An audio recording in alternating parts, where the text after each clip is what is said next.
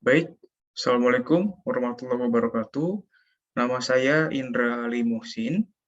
Saya pada kesempatan kali ini saya akan coba mempresentasikan rangkuman modul 1 sampai dengan 15 mata kuliah aspek hukum dalam pembangunan untuk memenuhi tugas besar 2. Baik, untuk bab 1 mengenai Project Procurement Management. Sistem hukum di berbagai negara pada umumnya dibagi menjadi 2 kategori. Di Indonesia sendiri menganut sistem hukum civil law dan Amerika menganut sistem hukum common law. Untuk common law, pada umumnya common law bukan merupakan hukum tertulis uncodified. Hal ini berarti tidak ada kumpulan peraturan hukum. Common law lebih mengandalkan pada kemampuan dari beberapa pihak, seperti misalnya keputusan legislatif yang diambil berdasarkan kebiasaan atau pengalaman terdahulu. Seperti misalnya keputusan pengadilan yang sudah pernah diambil dapat menjadi acuan pada kasus yang serupa. Nah, untuk civil law, negara dengan sistem hukum civil law memiliki peraturan hukum yang lengkap, berkesinambungan, dan terus diperbaharui untuk segala hal yang mungkin diajukan ke pengadilan. Hukum dan peraturan yang berlaku dibedakan dalam beberapa kategori hukum dan jenis hukuman. Hukum substansif didasari atas perkara kriminal atau perkara sipil, dan hukuman dijatuhkan berdasarkan besaran hukum yang sudah ditetapkan. Kemudian ada pembayaran menurut Perpres nomor 54 tahun 2010. Yang pertama adalah sum kontrak, merupakan kontrak pengadaan barang atau jasa atas penyelesaian seluruh pekerjaan dalam batas waktu tertentu, sebagaimana ditetapkan dalam kontrak. Yang kedua, harga satuan, merupakan kontrak pengadaan barang atau jasa atas penyelesaian seluruh pekerjaan dalam batas waktu yang telah ditetapkan. Yang ketiga, ada kontrak gabungan lamsam dan harga satuan kontrak, yang merupakan gabungan lamsam dan harga satuan dalam satu pekerjaan yang diperjanjikan. Yang keempat, ada kontrak persentase, kontrak pengadaan jasa konsultansi atau jasa lainnya. Yang kelima, ada kontrak terima jadi, merupakan kontrak pengadaan barang atau pekerjaan konstruksi atau jasa lainnya atas penyelesaian seluruh pekerjaan dalam batas waktu tertentu. Langkah-langkah dasar pengadaan proyek berikut adalah beberapa langkah dasar yang dilakukan dalam pengadaan barang dan jasa. Jumlah pekerjaan dalam setiap tahap tergantung dari jenis barang dan jasa yang akan diadakan. Yang pertama ada perencanaan pengadaan, menetapkan barang dan jasa yang akan diadakan atau dilelangkan. Yang kedua ada perencanaan kontrak, memilih peserta pelelangan dan melengkapi request for proposal. Yang ketiga ada permintaan respon dari pemasok, yaitu menyiapkan proposal pelelangan, pemilihan pemasok, yaitu evaluasi pelelangan dan penyerahan kontrak. Yang kelima, administrasi kontrak, manajemen kontrak. Yang terakhir ada penutupan kontrak. Untuk hubungan dengan proses yang lainnya, ada 4 macam, yaitu ada yang pertama terintegrasi pengadaan dan proses desain. Dalam proses desain dihasilkan dokumen yang menentukan lingkup teknis atau proyek. Kedua, integrasi pengadaan dan proses konstruksi atau fabrikasi. Proses konstruksi atau fabrikasi bertujuan untuk memasang material dan peralatan ke dalam penyelesaian kontrak. Nah, yang ketiga, integrasi pengadaan dan proses perizinan, yaitu dalam proses perizinan merupakan proses permohonan izin kepada pemerintah terkait atas pelaksanaan proyek.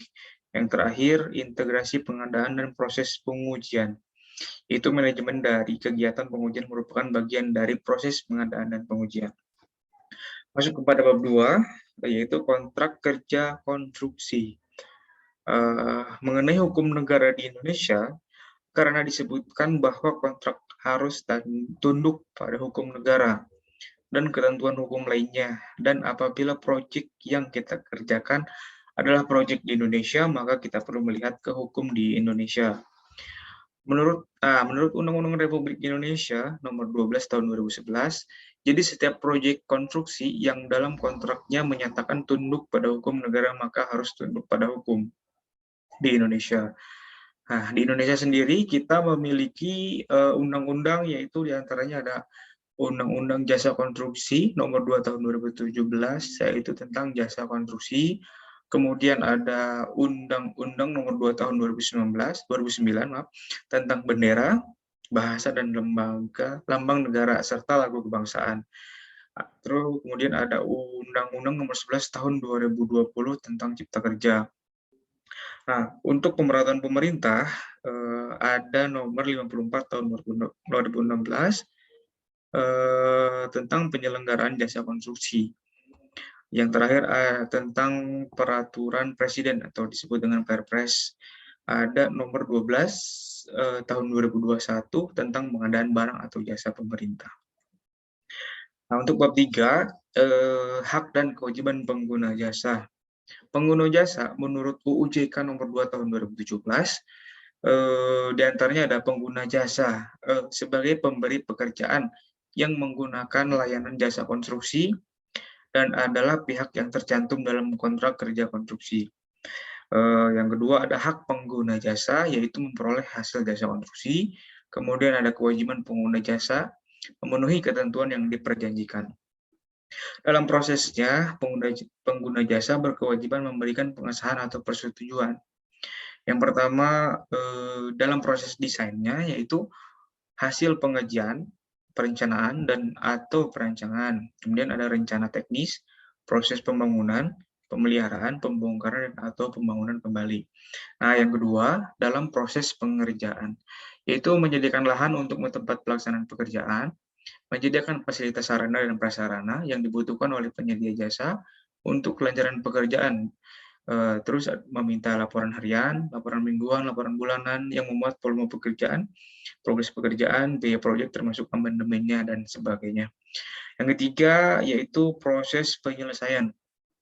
Berkewajiban memberikan pengesahan atau persetujuan. Nah, yang terakhir proses dalam hal terjadi kegagalan bangunan. Ada pengguna jasa dapat menjadi pihak yang bertanggung jawab terhadap kegagalan bangunan. Kemudian pengguna jasa bertanggung jawab atas kegagalan bangunan yang terjadi setelah jangka waktu yang telah ditentukan.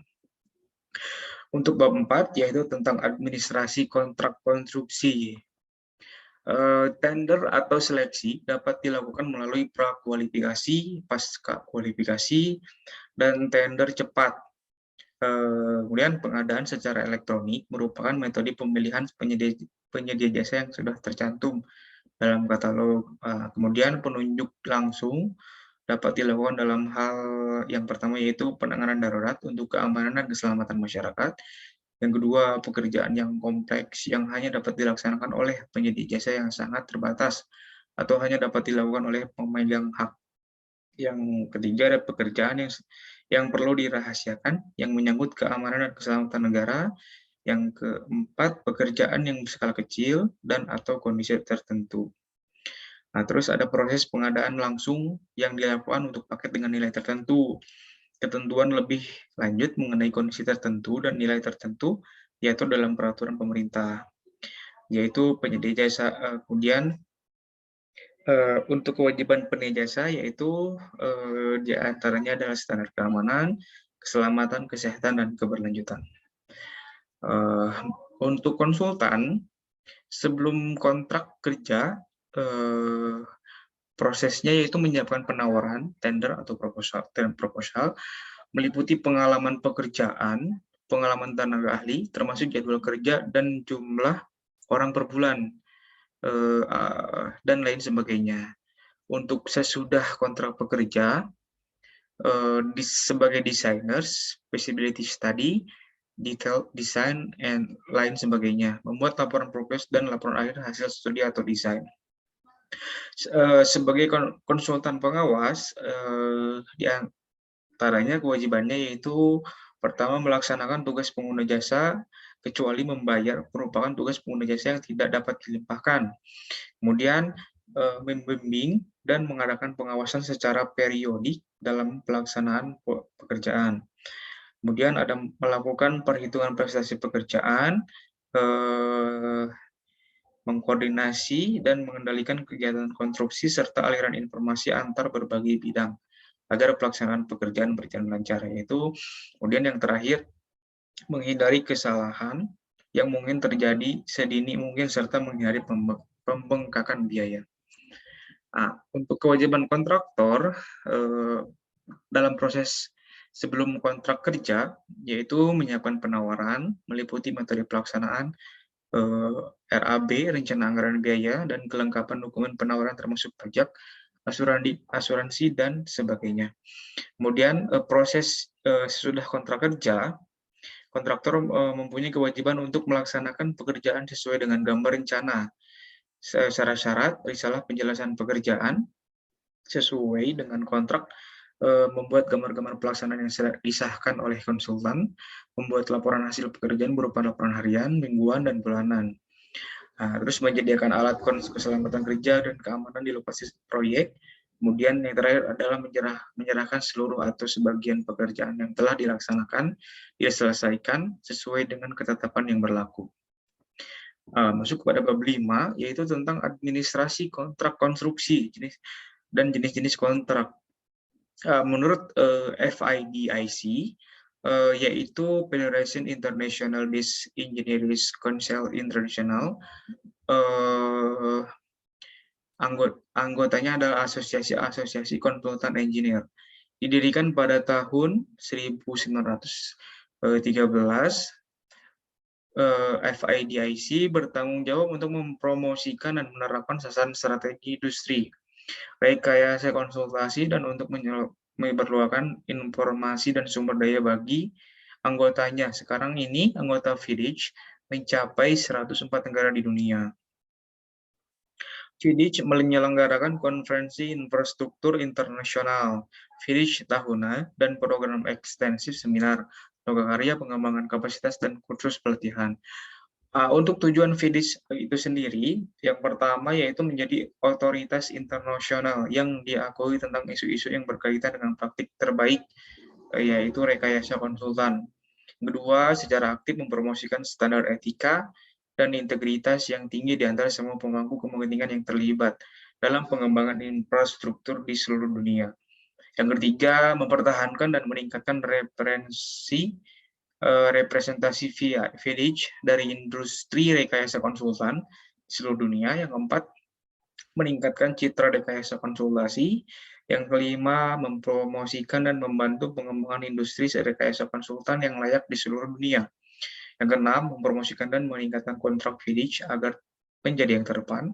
Yang ketujuh, meningkatkan dan mengembangkan kegiatan pelatihan dan penerbitan FIDIC. Lalu kemudian yang terakhir, mempromosikan dan mendorong pengembangan profesional muda di industri teknik konsultan. Masuk pada bab 6, yaitu tentang Undang-Undang Republik Indonesia Nomor 2 Tahun 2017 tentang jasa konstruksi. Pasal yang pertama ada pasal 1. Salah satunya yaitu kontrak kerja konstruksi adalah keseluruhan dokumen kontrak yang mengatur hubungan hukum antara pengguna jasa dan penyedia jasa dalam penyelenggaraan jasa konstruksi. Lump-sum kontrak merupakan kontrak pengadaan barang atau jasa atas penyelesaian seluruh pekerjaan dalam batas waktu tertentu sebagaimana ditetapkan dalam kontrak. Yang kemudian ada pasal 46, diantaranya itu pengaturan hubungan kerja antara pengguna jasa dan penyedia jasa harus dituangkan dalam kontrak kerja konstruksi. Kemudian ada pasal 47, pengaturan kontrak kerja. Pasal ke-8 ada layanan jasa pekerjaan konstruksi. Pasal 49, yaitu ketentuan mengenai kontrak kerja konstruksi dalam sebagaimana dimaksud dalam pasal 47, berlaku juga dalam kontrak kerja konstruksi antara penyedia jasa dan subpenyedia jasa. Kemudian ada pasal 50, yaitu kontrak kerja konstruksi dibuat dalam bahasa Indonesia. Yang terakhir ada pasal 51, ketentuan lebih lanjut mengenai kontrak kerja konstruksi sebagaimana dimaksud dalam pasal 46 sampai dengan 50, diatur dengan peraturan pemerintah. Untuk bab 7, sekarang ini kegagalan konstruksi sudah tidak disebut dalam UJK terbaru, sedangkan kegagalan bangunan diatur sebagai berikut, yaitu Undang-Undang Jasa Konstruksi Nomor 2 Tahun 2017. Ada pasal 60, yaitu diantaranya dalam hal penyelenggaraan jasa konstruksi tidak memenuhi standar keamanan, keselamatan, kesehatan, dan keberlanjutan sebagaimana yang dimaksud dalam pasal 59, pengguna jasa dan atau penyedia jasa dapat menjadi pihak yang bertanggung jawab terhadap kegagalan bangunan. Yang kedua ada pasal 63, yaitu penyedia jasa wajib mengganti atau memperbaiki kegagalan bangunan. Yang ketiga ada pasal 65 yang mengatur tentang jangka waktu dan pertanggungjawaban kegagalan bangunan. Pasal 66 yang mengatur pengguna jasa dan atau pihak lain yang dirugikan akibat kegagalan bangunan dapat melaporkan kejadiannya sesuatu kegagalan bangunan kepada menteri. Yang terakhir ada pasal 67, yaitu mengatur penyedia jasa dan atau pengguna jasa wajib memberikan ganti kerugian dalam hal terjadi kegagalan bangunan sebagaimana dimaksud dalam pasal 65.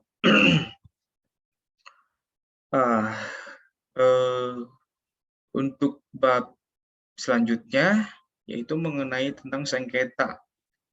UJK menurut Undang-Undang Nomor 2 Tahun 2017 bab 9 penyelesaian sengketa pasal 88, sengketa yang terjadi dalam kontrak kerja konstruksi diselesaikan dengan prinsip dasar musyawarah untuk mencapai kesepakatan. Nah, untuk bab selanjutnya bab 8 yaitu tentang klaim konstruksi. Klaim konstruksi adalah klaim yang timbul dari atau sehubungan dengan pelaksanaan suatu pekerjaan jasa konstruksi antara pengguna jasa dan penyedia jasa, atau antara penyedia jasa utama dengan subpenyedia jasa, atau pemasok bahan, atau antara pihak luar dan pengguna atau penyedia jasa, yang biasanya mengenai permintaan tambahan waktu, biaya, atau kompensasi lain. Jenis-jenis klaim konstruksi, yang pertama ada kompensasi waktu, yang kedua kemudian ada kompensasi biaya. Nah, untuk klaim oleh pengguna jasa, yang pertama yaitu pekerjaan yang cacat, kemudian selanjutnya ada kelambatan oleh penyedia jasa, terus kemudian ada pembelaan klaim, yang terakhir ada juga klaim jenis lain, walaupun jarang terjadi timbul karena pemutusan kontrak. Nah, untuk klaim oleh penyedia jasa, umumnya dapat ditemukan pada kondisi sebagai berikut, yaitu pertama adanya kelambatan atau cacat informasi dari pengguna jasa, kemudian adanya kelambatan atau cacat dari bahan-bahan atau peralatan yang diserahkan pengguna jasa, kemudian perubahan permintaan gambar-gambar atau spesifikasi, kemudian ada perubahan konstruksi lapangan atau kondisi lapangan yang tidak diketahui, kemudian ada pengaruh reaksi dan pekerjaan yang bersamaan. Yang terakhir ada kontrak yang memiliki arti mundua atau perbedaan penafsiran. Untuk bab 9, yaitu tentang bentuk dan struktur klaim konstruksi. Untuk klaim menurut KBBI, yang pertama, tuntutan pengakuan atas suatu fakta bahwa seorang berhak atau memiliki atau mempunyai atas suatu. Yang kedua, pernyataan tentang suatu fakta atau kebenaran sesuatu. Mengklaim artinya meminta atau menuntut pengakuan atas suatu fakta bahwa suatu organisasi perkumpulan berhak memiliki atau mempunyai hak atas sesuatu. Kemudian dua, menyatakan suatu fakta atau kebenaran sesuatu pengklaim orang yang mengklaim. Pengklaiman proses, cara pembuatan mengklaim. Struktur klaim, pada umumnya klaim mengikuti struktur sebagai berikut. Yang pertama, pemahaman mengenai ketentuan dan syarat-syarat kontrak. Yang kedua, pemahaman mengenai kejadian klaim atau kejadian penyebab klaim. Yang ketiga, akibat dari kejadian atau klaim tersebut. Yang terakhir adalah tentang analisa biaya. Bab 10 tentang bentuk dan struktur klaim konstruksi lanjutan dari bab 9.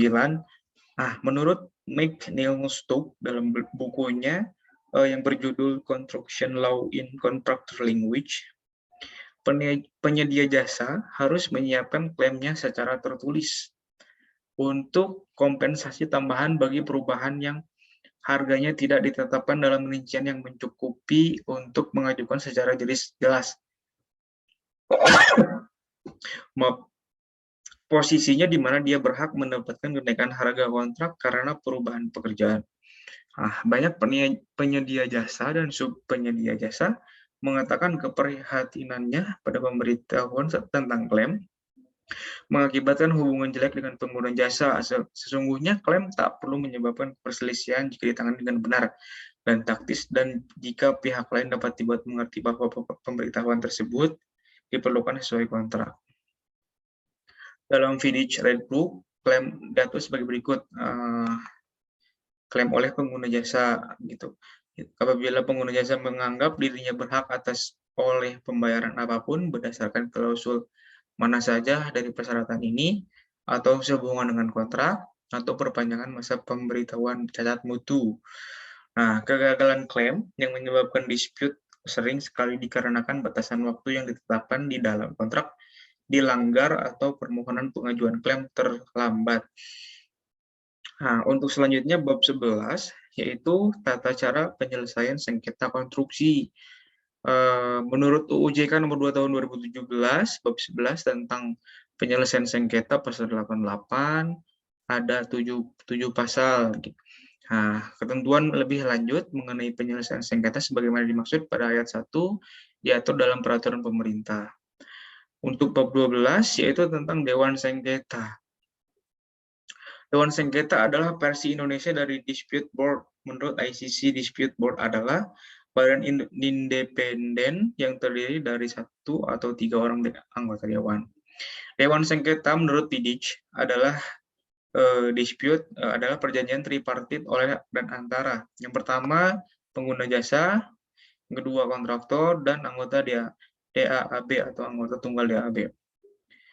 Kemudian untuk bab 13 yaitu tentang tahapan penyelesaian sengketa melalui pengadilan, yaitu penggugat atau pemohon atau kuasanya mendaftarkan surat gugatan atau permohonan di meja 1. Kemudian petugas pendaftaran menerima SKUM, kemudian menunjuk panitera, sekretaris, menunjuk panitera, pengganti dan jurusan pengganti. Untuk putusan pengadilan disebut mempunyai kekuatan hukum tetap inkrah van gewis, yaitu berkekuatan hukum tetap dan tidak ada upaya hukum biasa yang dapat ditempuh lagi. Masuk kepada bab 14 yaitu perbandingan penyelesaian sengketa. Nah, ada 5 cara untuk penyelesaian sengketa. Yang pertama itu lewat mediasi, kemudian konsiliasi, dewan sengketa, arbitrase, dan pengadilan. Nah, di tabel berikut ada perbandingan dari kelima cara untuk penyelesaian sengketa. Lebih jelasnya dapat dicek lebih rinci. Masuk kepada bab 15 untuk kompetensi insinyur profesional. Hak dan kewajiban insinyur di Indonesia diatur dalam UU nomor 11 tahun 2014 tentang keinsinyuran. Nah, pasal 1 keinsinyuran adalah kegiatan teknik dengan menggunakan kepakaran dan keahlian berdasarkan penguasaan ilmu, pengetahuan, dan teknologi untuk meningkatkan nilai tambah dan daya guna secara berkelanjutan dengan memperhatikan keselamatan, kesehatan, kemaslahatan, serta kesejahteraan masyarakat dan kelestarian lingkungan. Kemudian ada pasal 24, pasal 25 sampai dengan pasal 28, yaitu pemanfaatan keinsinyuran berhak mendapatkan informasi atas keselamatan kegiatan insinyuran. Yang terakhir ada pasal 41 untuk menjamin kelayakan dan kepatutan insinyur dalam melaksanakan praktik keinsinyuran. Ditetapkan kode etik insinyur sebagai pedoman tata laku profesi. Sekian, terima kasih. Mohon maaf apabila ada penyampaian yang kurang baik. Saya ucapkan terima kasih kepada dosen Bapak Wijojo. Saya Indra Ali Muhsin setelah menyelesaikan presentasi untuk tugas besar 2. Terima kasih.